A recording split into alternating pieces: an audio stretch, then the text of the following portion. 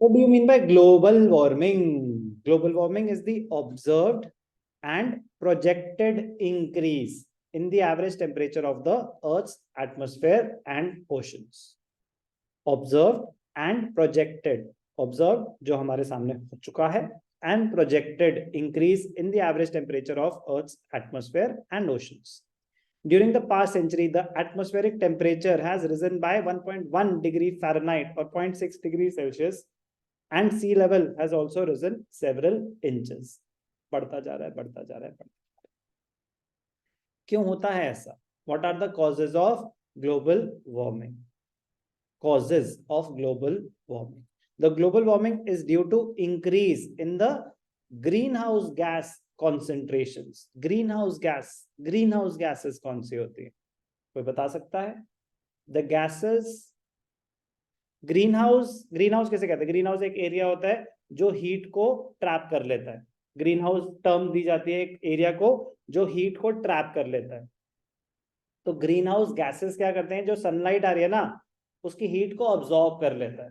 उसकी हीट को अब्सॉर्ब कर लेता है.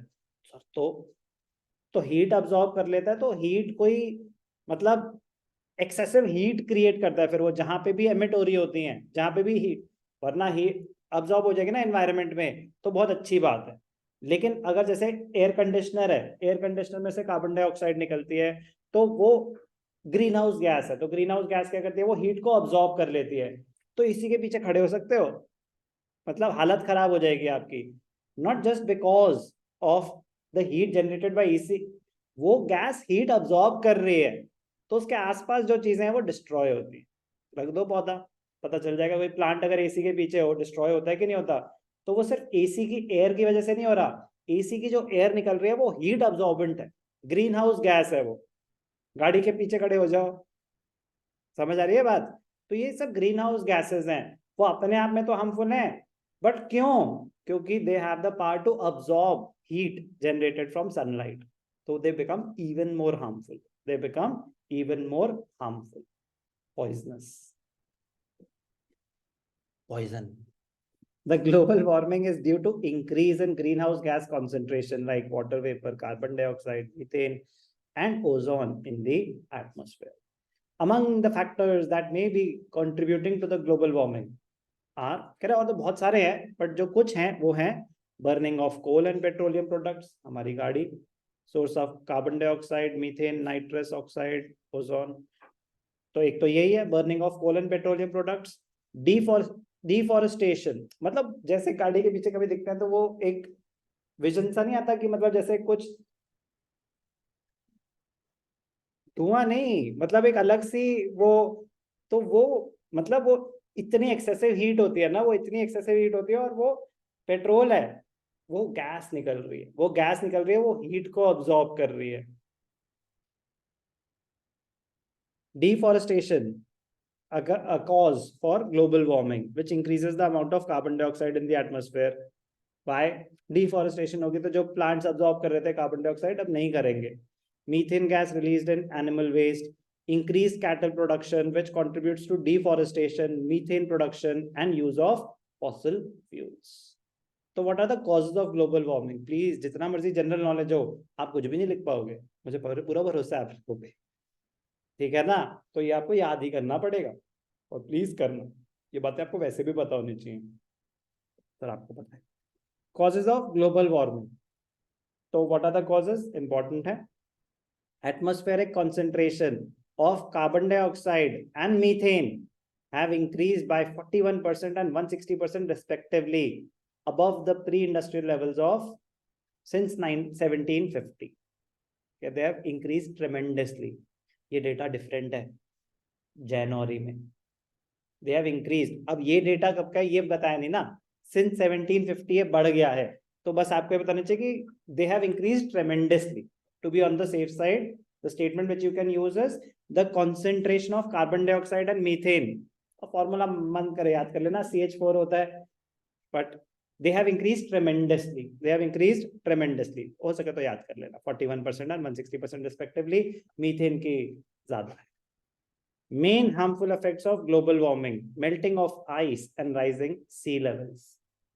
Ice is melting worldwide, especially at the Earth's poles. It has led to a steep rise in sea level and coastal flooding.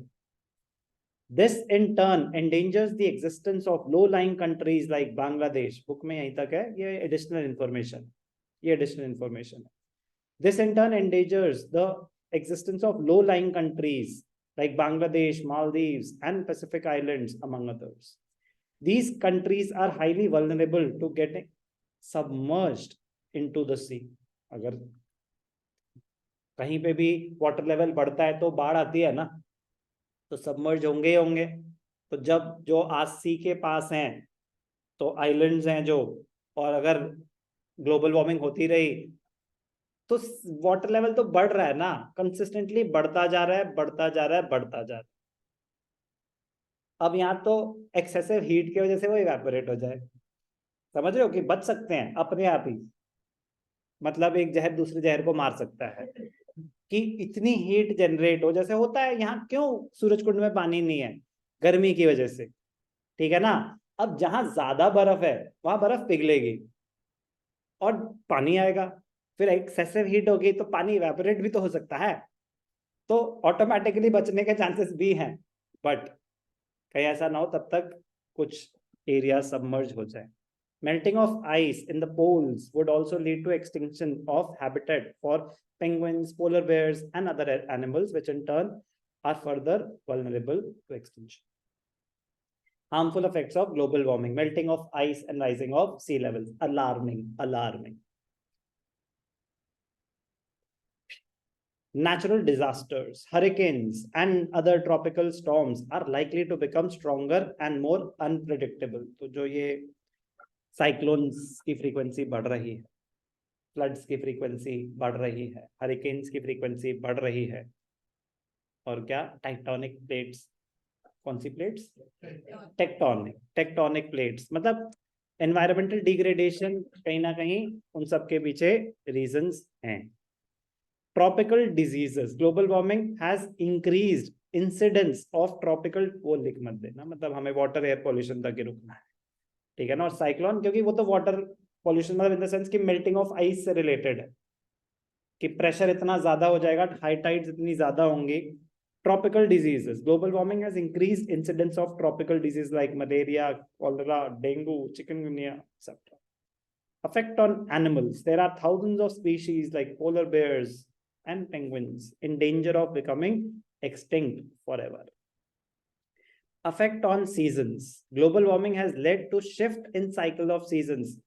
पता ही नहीं चलता गर्मियां कब शुरू हुई कब खत्म हुई, मतलब ओवरलैप हो रहे हैं सीजन्स. मतलब इस टाइम तक बहुत ज्यादा ठंड हो जाती थी, बहुत ज्यादा ठंड हो जाती थी, 100% हो जाती थी.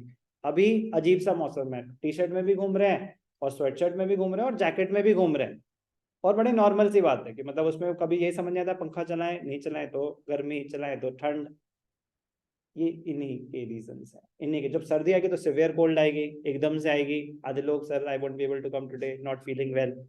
तो जब टेम्परेचर इतनी ड्रास्टिकली चेंज होता है तो ये जो गर्मी, जो टी शर्ट में घूम रहे होते हैं ना, सबसे पहले ये पकड़े जाते हैं. तो जो प्रोटेक्टेड हैं वो बच जाते हैं. सो prevention is better than cure. Harmful effects of global warming. गर्म सर्द. चल, ग्लोबल वार्मिंग पे शॉर्ट नोट आ सकता है प्लीज.